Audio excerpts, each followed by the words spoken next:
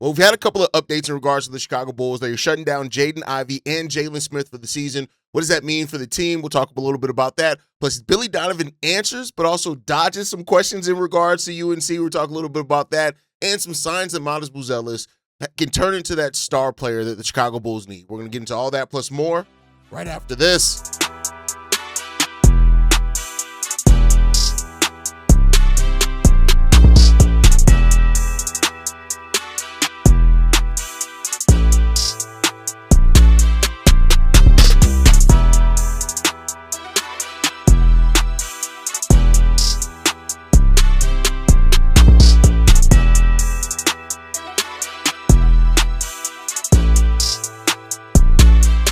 What's going on, Bulls fans? Welcome to another episode of Chicago Bulls Central, your number one spot for everything Chicago Bulls related. I'm the host, Eric Hayes, but more importantly, you guys can follow the channel at Bulls Central Pod on every social media platform we happen to be on. With that said, let's go ahead and get into this content for today, y'all. So the Chicago Bulls have shut down Jaden Ivey and Jalen Smith for the remainder of the season. And I hate to say that I called this, but I did. And this isn't a good thing to call, right? Like, the Jaden Ivey thing, once he bumped knees, I pretty much knew he was going to be gone for the season. Like, when he was not traveling with the team on that 7-game road, on the 4-game road stretch, that only would have left 7 games. It's really no point in bringing him back for 7 games. Like, you can rehab him, you can work him out hard, you can have him with your training staff, you can still have him in practice, all that type of stuff, but there's no point in him returning back to live game action for 7 games. There's not really much you're going to learn for that on top of him coming back from injury and whatever rust or whatever's there. So the Jaden Ivey thing is really unfortunate because he was one of the pieces that you looked at and said that there's a real chance that maybe he could be here long term, and maybe he still will on a more team-friendly deal, right? And we'll talk about that here in a second.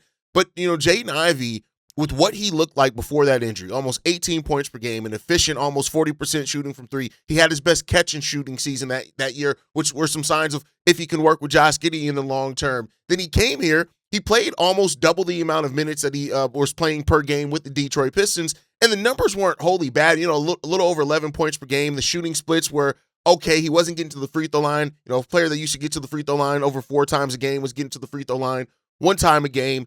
And so that's that clear indication of that mental part of the game being a little bit lax for him for sure, right? But you were hoping that Jaden Ivey, like, if he can show something. And, you know, I was a guy that I've been talking about Jaden Ivey for 2 years, right? I've been talking about the potential of the Bulls when he goes to restricted free agency, signing him. He was this uber athletic player, and his athleticism was crazy. If you go back and look at some of the pre-draft tapes for Jaden Ivey and the conversation around him pre-draft, like, this dude was almost put in the same places like almost Derrick Rose athletically as a guard, right?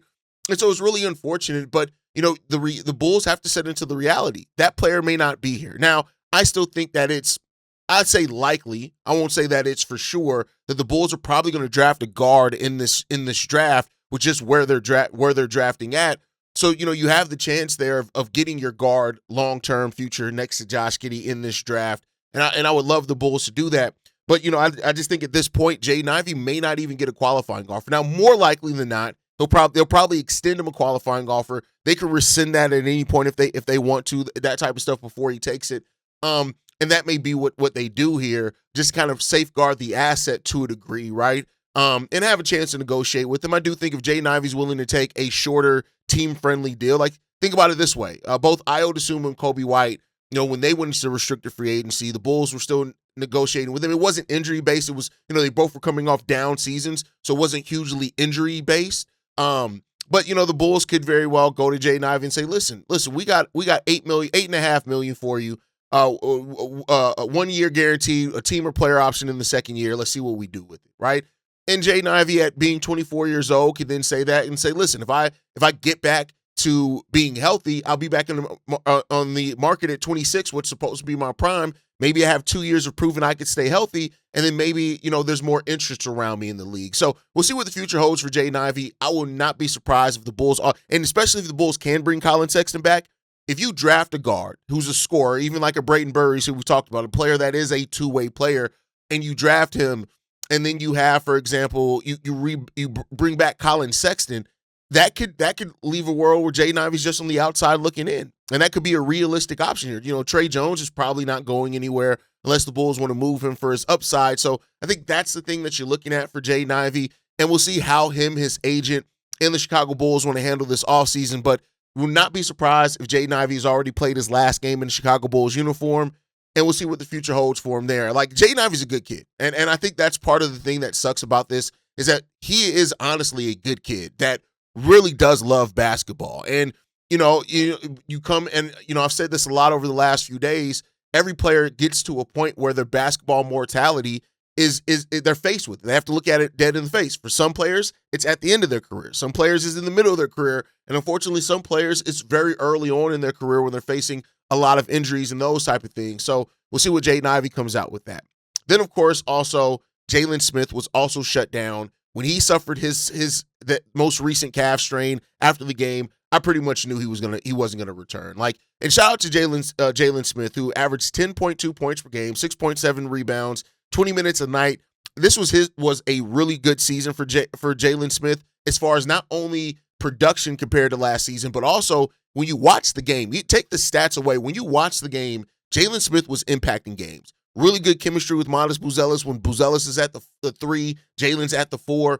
And so, Jalen does have a contract for next year. So, the Bulls shutting him down, they know they have the time to look at him next season and things like that if they decide to do so. But you know who Jalen Smith is. You almost knew who Jalen Smith was even when we signed him coming into this situation.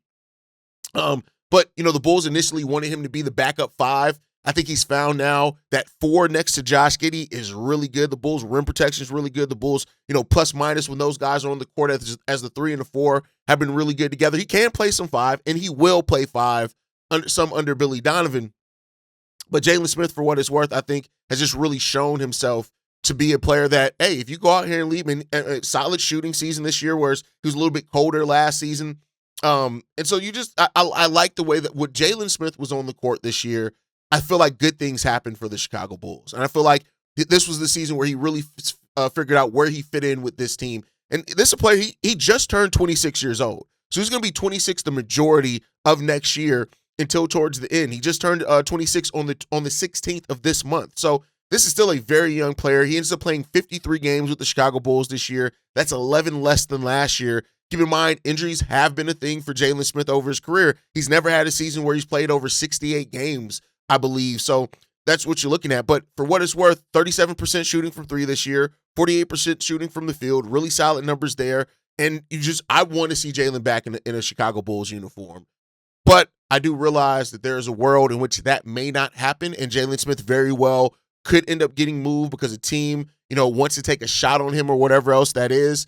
We'll see what the offer is. If a team does come knocking down, we heard that there are some teams, but with a calf strain and as many as he's had, is that going to be something that, isn't going to be there? And that's fine, right? I'm not at the space where I want to move Jalen Smith anyway. I think Jalen, has proven that he can be a positive impact for this team. And when you look at the Bulls forward rotation, 6'10" Leonard Miller, who to me, now with Jalen Smith's gone, is going to get even more opportunity. But, you got 6'10" Leonard Miller. You got 6'10", 6'11" Noah Essenke. You got 6'9" Modest Buzelis, right? You got 6'9" Jalen Smith. Like, the Bulls actually have an opportunity, if they can find a legitimate center, to have some really good versatile size. All those guys I just mentioned can play multiple positions. Noah, the 3 or the 4. I think also Noah, when he puts on some weight, is eventually going to play some 5 minutes. Jalen Smith, the 4 and the 5. Modest, the 3 and the 4. Leonard Miller, the 3 and the 4. And small ball 5 sometimes, right? So the future of the Bulls forward position looks really bright. And that's something that, we haven't always been able to see with legitimate size and length at those positions as well. And so I hope the Bulls really look at that and say, it's going to be tough getting all those guys meaningful minutes. And you still got players on the team like Patrick Williams. Oh my God. At this point, I just hope P. Will is on the end of the bench based off whatever happens next year. But the Bulls have a chance to have a team with some legitimate size. We already got a jumbo point guard in Josh Giddey, at being 6'9". So the Bulls, depending on what they do, could be a pretty big team next season. And so we'll see how that plays off for this team, what they do with it. But, we recently had Isaac Okoro come back from injury. That's going to prop him right back in to where he was before the injury. And we'll just figure it out. But let me know down below, what do you guys think about the future of Jalen Smith, Jaden Ivey, and how you feel about them being shut down for the rest of the season? Again, it's neither here nor there. In the grand scheme of things, I think both these guys' future we kind of know what's going to happen there. But talking about people's future, a lot has been made over the last couple of days about Billy Donovan and his future. We talked about the initial article that came out from Joe Cowley, and then yesterday, Brett Siegel came out with an article with his own independent findings in regards to that. And then today, now we have the athletic Tony Jones, right, who was sitting down with Billy Donovan, and he was asked some direct questions, and this was the answer that Billy Donovan had. He said this: "My main focus is on these guys and this new team. I understand that there's stuff out there, and I understand that there's going to be certain speculation, but I have to concentrate on this group, and really my focus on what we're doing here in Chicago, having a game tonight and traveling to go play in a back-to-back." And then, add that to comments the other day from Billy Donovan in his pregame and he said this: "I never really thought, hey, listen, I'm going to get into coaching because I want to be in the Hall of Fame. I wanted to get into coaching to win and for the competing part and trying to get a group of guys to compete. So I never looked at it from a legacy standpoint as much as when the season comes to an end, how are we going to work to get into a place where we're really competing and how we build this moving forward. Those are the things we need to talk about. Selfishly, competitively, I want us to be in a situation where we're playing in real legitimate, not these regular season games aren't legitimate, but you're in the playoffs. You're going through a 7-game series and you're trying to advance and move on. I've had times in college where you're not in the tournament and you're not in the mix. There's always disappointment because you want to be in the mix of trying to win a championship. I want to be in that situation. I understand it doesn't happen overnight and in the blink of an eye. It takes a lot of hard work and due diligence. You've got to build and really identify the players you want to have. Now, that's a loaded set of comments when you take into consideration everything we've heard about Billy Donovan. We've heard that there could be some discontent in the front office between the moves that AK has made and, Mark Eversley and Billy Donovan, which when you hear him saying, hey, you have to identify the right players, and I want to be competitive. Where this is different than last year for the Kentucky job. If you remember, very early into the rumor starting for the Kentucky job, Billy Donovan basically came out and said, hey, listen, I'm going to be in Chicago. I'm in Chicago. I'm going to be here, right? And quieted those rumors. And that was pretty much it. And after that, a few days after that, we heard, hey, Billy Donovan isn't going nowhere. He's staying there. Kentucky moved on.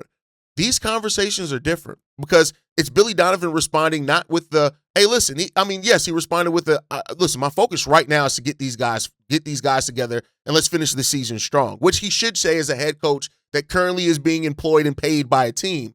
But the point of, hey, I want to be competitive.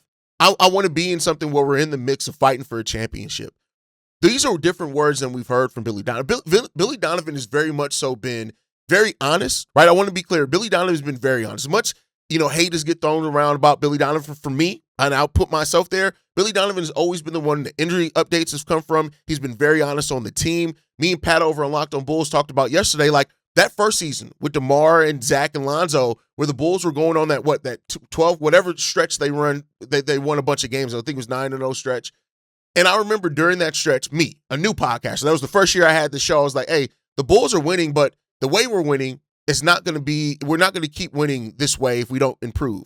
And people were like, hey, I'm confused. Are we winning? Are we not? Why are you talking like this? And then 2 days later, Billy Donovan said the same thing. He said, listen, how we're winning right now is not sustainable. And I, as a new podcaster, was like, listen, and it's just funny how when you're a new podcaster versus now that I'm established, people kind of take my word a little bit more, right? But Billy has always been very honest. I say that to say Billy has always been very honest about the place that the Bulls are in. And hearing him say, I want to compete for something. Not to say the regular season games don't matter.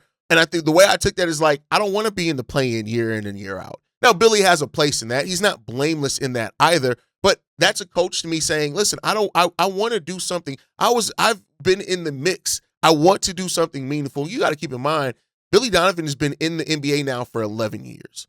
Now, those first 5 years were with the OKC Thunder, and there was always a chance and a hope that they were going to be competitive. And then when not, right, once they were gearing more towards young, he got up out of there, right? Now, he would have only had to wait a couple of years and would have had one of the greatest teams, right? And it is what it is there. But I think that shows you that Billy Donovan, being competitive does matter for Billy Donovan. And for what it's worth, he swallowed the medicine and he's taken it here with the Chicago Bulls and just has been right along with the path. Billy Donovan has had 4 different versions of the roster. The version that he came into that was left with the Garpax pieces of Wendell Carter, Daniel Gafford, those guys. And then the change in that team after we got DeMar DeRozan, Lonzo Ball, And that team changing that following offseason, which started with the Vooch trade at the trade deadline the prior season.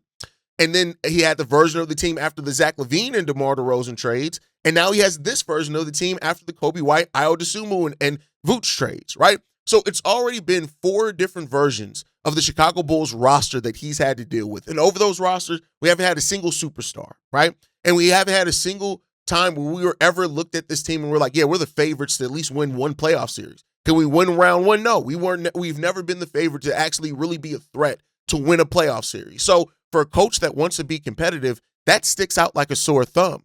And so how Billy Donovan has managed or not thereof this thing, I think like he's warranted. If Billy Donovan decides whether it's to take a year break, come back to the NBA, whether it's I'm going to leave and go to college, he has the right to make that choice. And it hasn't worked here. That's it. He saw it through. He hasn't worked. He's given it 6 seasons and it has not worked. Now he is in the middle of an extension, right? So, the Bulls would have to give their blessing for him to come out of this contract and go back to college, which they probably would. We heard that the Bulls would not stop him last year if he wanted to take the Kentucky job. But now with Kansas, with UNC, with these positions opening, I think it does leave a world in which you got to acknowledge that Billy Donovan could very well be gone. And if he is, hey, he did his time here. For what it's worth, he did his time. And like I said, it'd be different if we had a roster and it was like the only thing that failed us is coaching. I'm not saying Billy Donovan has been perfect. You guys know, I think that Billy Donovan has missed using some players to their strength. I think it's out of timeouts, late in games. The play call is lacking. That's on coaching.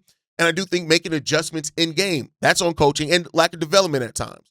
But overall, I can't say that everything's on Billy. He's done a really good job with Modest, developing him. Ayo developed here. Kobe turned into a better player here. These are all players that turned into better players under Billy Donovan. So again, I still have to give it credit for that. If Billy wants to walk away, he's earned the right to walk away. That's it. And if he goes back to college, he's going back to a place where he can be a god at, basically. He has the full reign of whatever he wants to do with that basketball program, whereas in the NBA, you don't have that level of control. So we'll see what happens. Overall, I'll say this.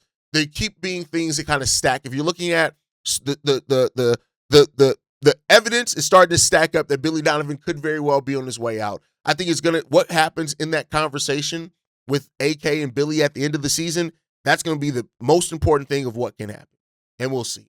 Now, one of the things that could keep Billy Donovan here is if the Bulls get some lottery luck, if the decision isn't made before then. If the Bulls get the luck and go into a top 4 pick, do one of those talents make Billy Donovan say, like, having the chance to work with AJ DeBonsta, Darren Peterson, Caleb Wilson, Cam Boozer, does working with one of those guys make him potentially want to stay? That's a legitimate question here. We'll see. But it seems like that decision is going to be made before then. The draft lottery isn't for another month, right? Well, month plus, right? Month and a half, really, because it's in the middle of May. That's when we'll find out the draft position. The Bull season ends in 2 weeks, so we could very well get a decision even before that.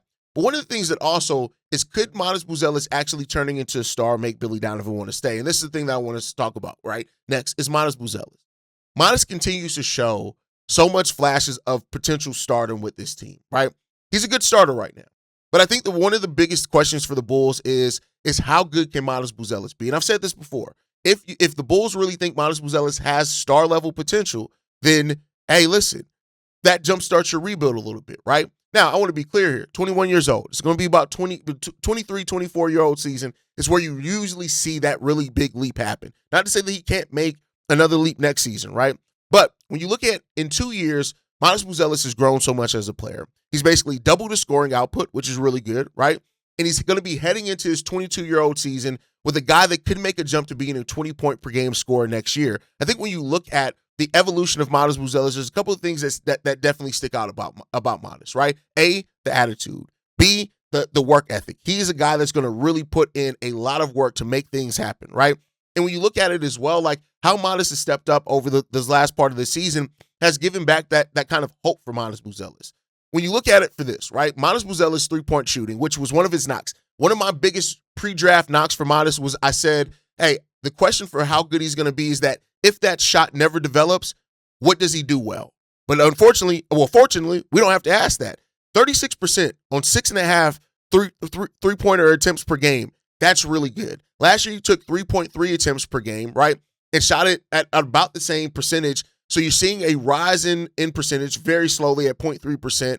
but the output is doubled. I honestly think Modest, that he takes a lot of threes that he shouldn't take as well. If he gets more selective with his threes and take more efficient threes, you can see Modest maybe go up to a 38% three-point shooter, right? And then also the thing with Modest, again, another draft knock for Modest Buzelis was defense. And I think this, statistically, I'm sorry, I hate to tell y'all this, Modest Buzelis is an elite defender statistically, right?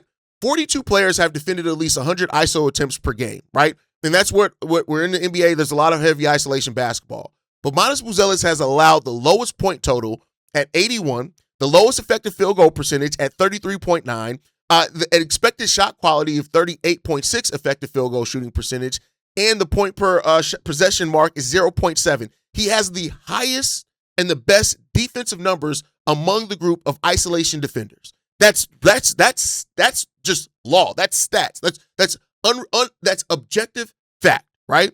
And so when you see Modest become a stronger defender, as he adds more to his body, he's just going to become a better and better defender. Now, pick and roll defense is still his Achilles heel, but the fact that there is so much growth with him as an isolation on-ball defender, I think says a lot about Modest Buzelis' game. If he gets more efficient from three-point shooting, and if he does move to the three, whereas the rebounding isn't as big of a thing, listen, Modest can be the guy.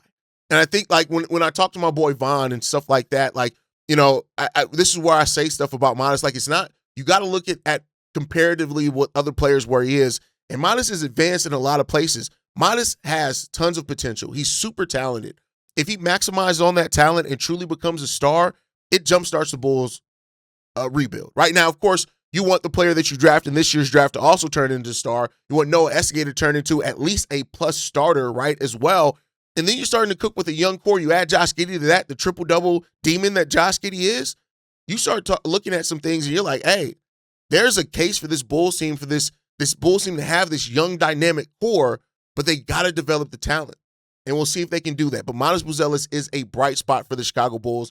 I'm going to continue to say it because I feel like they got so much slander thrown towards Modest Buzelis' way, rightfully so. He had the month of November and December was really cold for Modest Buzelis, but he's really woken back up here. Now we need to see him do it for a full season. Doing it now in March, there's always going to be some doubt on that, and it's fair. Do it for a full season. That's what we need. That's what Josh Giddey did. Josh Giddey had a great March last year. Started off this season exactly how he finished off March last year. I want to see Modest Buzelis start off next season exactly how strongly he finishes this season. And then there'll be less reason to not believe the player that Modest Buzelis can become.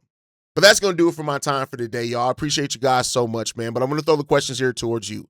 Do you still think that Jaden Ivey could have a long-term future here in Chicago? Let me know what you guys think on that one.